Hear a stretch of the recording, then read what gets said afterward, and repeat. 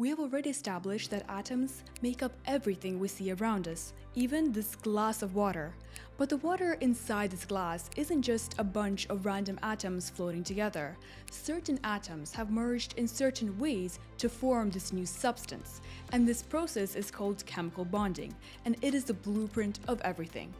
Welcome to the second episode of the Chemistry Crash Course, and today we will be delving into the topic of chemical bonding. Chemical bonding is the process by which atoms combine to form molecules and compounds. Because atoms, they rarely exist in isolation. They tend to form connections with other atoms in order to achieve a greater stability.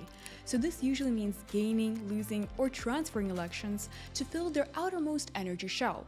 And a full outer shell is considered the most stable configuration. This is often referred to as the octet rule for the main group elements, octet symbolizing 8.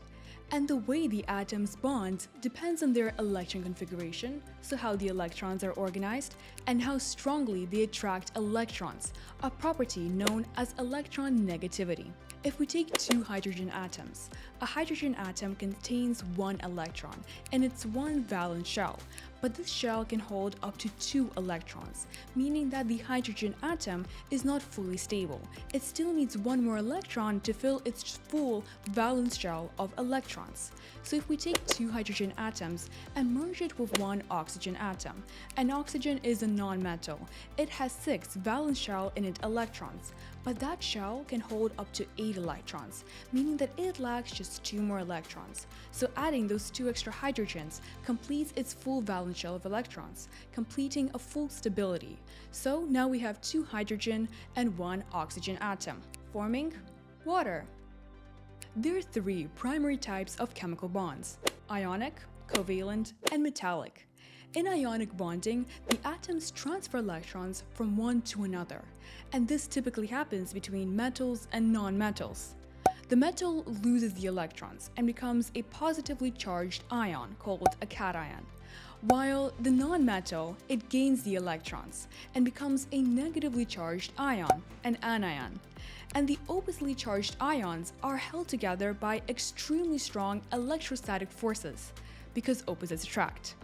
For example, in the compound sodium chloride, the sodium donates 1 electron to chlorine, forming a stable crystal lattice. Covalent bonding, on the other hand, involves the sharing of electrons between atoms, usually between 2 nonmetals.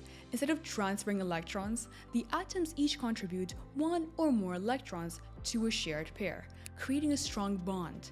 And depending how many pairs are shared, the bonds can be single, double, or triple. Covalent compounds can be simple molecules, like H2O, water, or more complex networks, like diamond, where each carbon atom is bonded to 4 others in a rigid structure. And then there is metallic bonding, which occurs between metal atoms. In this type of bond, electrons are not tied to one atom. Instead, they form a sea of delocalized electrons that move freely throughout the structure. And this explains many properties of metals, such as their ability to conduct electricity and heat, how the heat particles can pass easily through the sea of electrons, their malleability, so how they can be hammered and transformed into different things, their luster, how they shine and how they reflect light. And this metallic bond is strong and flexible, allowing metals to be both durable and functional. However, some bonds aren't just one type or another. Many are somewhere in between, with polar covalent bonds being a great example. In these bonds, electrons are shared unequally between atoms with different electronegativities, which is their property of attracting electrons, causing one end of the bond to be slightly negative and the other slightly positive. And this polarity affects the physical properties of substances, like the solubility and the boiling point. And it is crucial to understanding this concept, as it allows us to understand the interaction between these molecules, especially in biology and biochemistry, which we'll discuss in the further videos. Bonding also explains the shapes of molecules, which are determined by the number of bondings and non-bonding electron pairs around the central atom. This is described by the VESPR theory, the valence shell electron pair repulsion, which predicts the 3D geometry of molecules based on how the electrons pairs repel each other.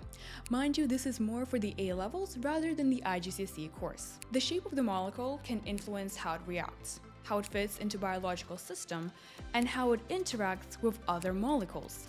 So ultimately, chemical bonding is the reasons atoms come together to form everything, from water to air to proteins and plastics. Understanding how and why atoms bond gives us an insight into the structure, properties, and behavior of matter on every level. It is one of the most essential ideas in all of chemistry and sets the stage for exploring reactions, compounds, and real-world applications across science and industry. Chemical bonding is the seed that will grow into the plant of chemistry, which we will explore in our further episodes. That was Frislana Science. I will see you in my next episode.